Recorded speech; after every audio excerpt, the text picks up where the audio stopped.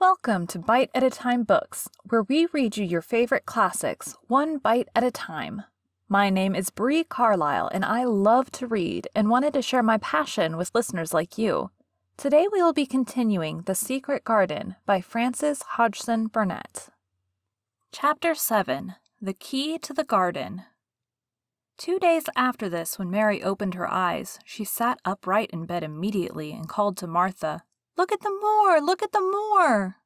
The rainstorm had ended, and the gray mist and clouds had been swept away in the night by the wind. The wind itself had ceased, and a brilliant deep blue sky arched high over the moorland. Never, never had Mary dreamed of a sky so blue. In India, skies were hot and blazing.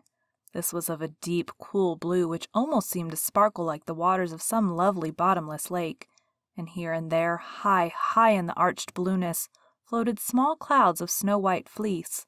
The far-reaching world of the moor itself looked softly blue instead of gloomy purple-black or awful dreary gray. "Aye," said Martha, with a cheerful grin, "the storm's over for a bit. It does like this at this time of the year. It goes off in a night, like it was pretendin' it never had been here and never meant to come again. That's because the springtime's on its way. It's a long way off yet, but it's comin'." "I thought perhaps it always rained or looked dark in England," Mary said. No," said Martha, sitting on her heels among her black lead brushes. "Nowt of the sort." "What does that mean?" asked Mary seriously. In India, the natives spoke different dialects, which only a few people understood, so she was not surprised when Martha used words she did not know. Martha laughed as she had done the first morning. "There now," she said, "I've talked broad Yorkshire again like Mrs. Medlock said I mustn't. Nowt of the sort means nothing of the sort," slowly and carefully, "but it takes so long to say it.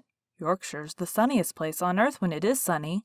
I told thee that it'd like the moor after a bit. Just you wait till you see the gold-colored gorse blossoms and the blossoms of the broom and the heather flower and all purple bells and hundreds of butterflies flutterin' and bees hummin' and skylarks soarin' up and singin'.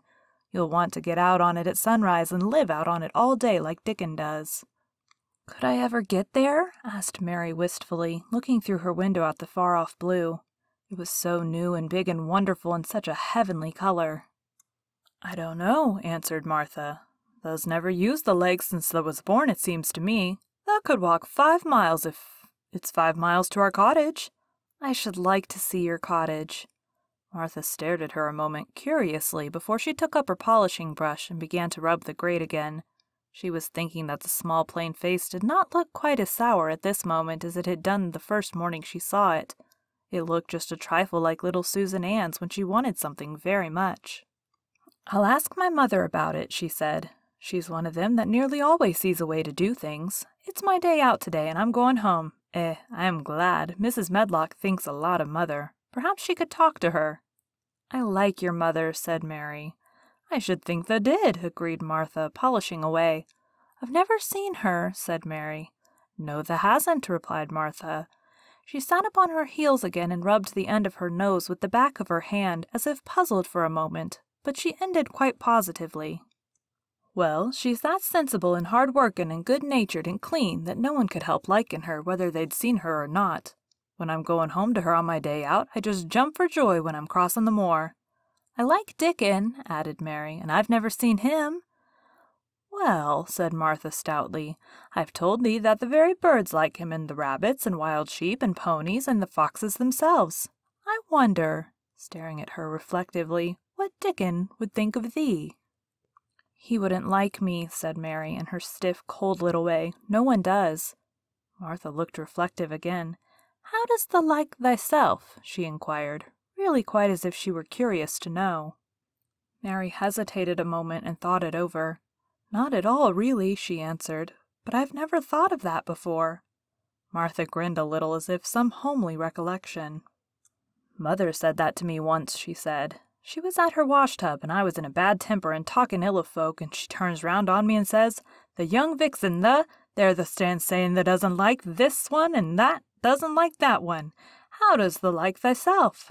And it made me laugh, and it brought me to my senses in a minute." She went away in high spirits as soon as she had given Mary her breakfast. She was going to walk 5 miles across the moor to the cottage, and she was going to help her mother with the washing and do the week's baking and enjoy herself thoroughly. Mary felt lonelier than ever when she knew she was no longer in the house. She went out into the garden as quickly as possible, and the first thing she did was to run round and round the fountain flower garden 10 times. She counted the times carefully, and when she had finished she felt better in spirits. The sunshine made the whole place look different. The high, deep blue sky arched over Misselthwaite as well as over the moor, and she kept lifting her face and looking up into it, trying to imagine what it would be like to lie down on one of the little snow-white clouds and float about. She went into the first kitchen garden and found Ben Weatherstaff working there with 2 other gardeners. The change in the weather seemed to have done him good.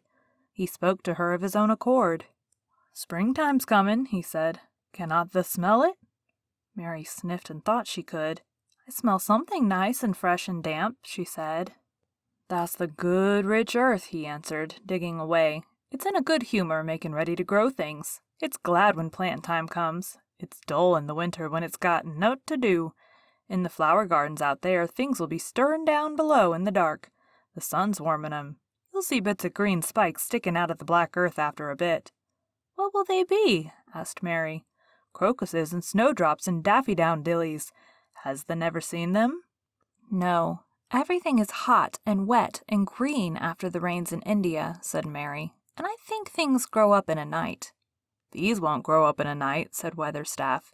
"They'll have to wait for 'em. They'll poke up a bit higher here, and push out a spike more there, and uncurl a leaf this day and another that. You watch 'em."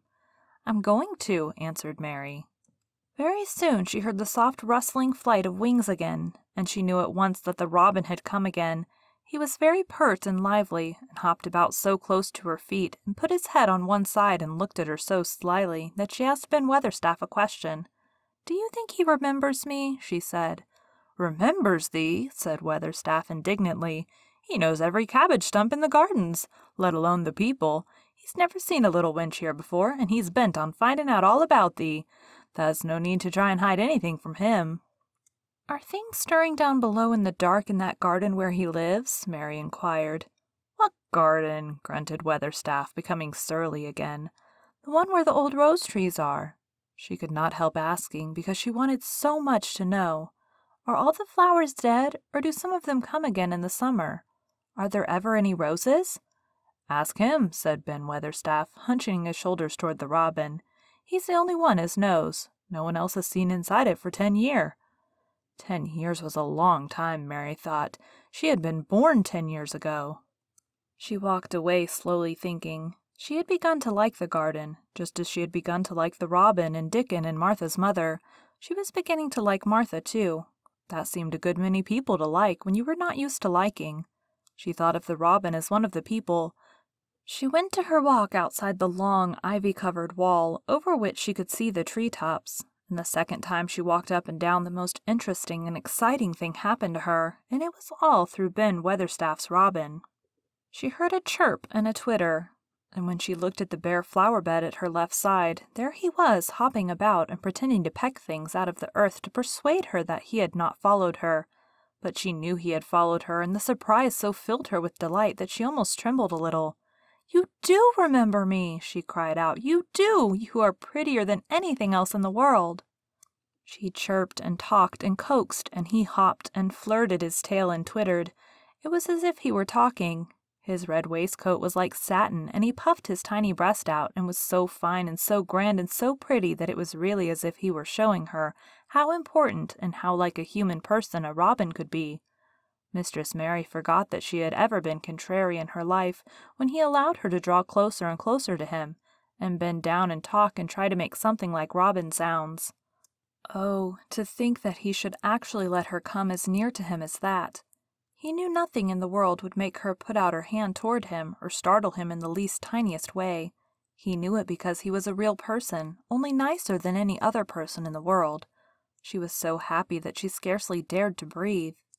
The flower bed was not quite bare. It was bare of flowers because the perennial plants had been cut down for their winter rest, but there were tall shrubs and low ones which grew together at the back of the bed, and as the robin hopped about under them, she saw him hop over a small pile of freshly turned up earth.